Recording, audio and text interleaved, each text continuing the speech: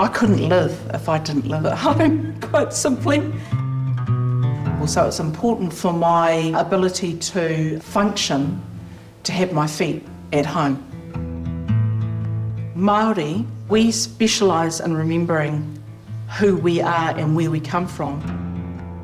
We have a whole bunch of devices, oratory, waiata, mahi toi, that make sure that we remember. No people, let alone our people, should be visitors to their identity. They shouldn't have to ask permission to find out who they are.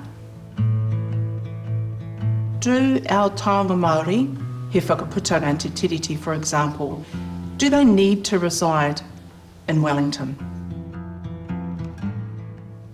There is absolute magic to be found in archives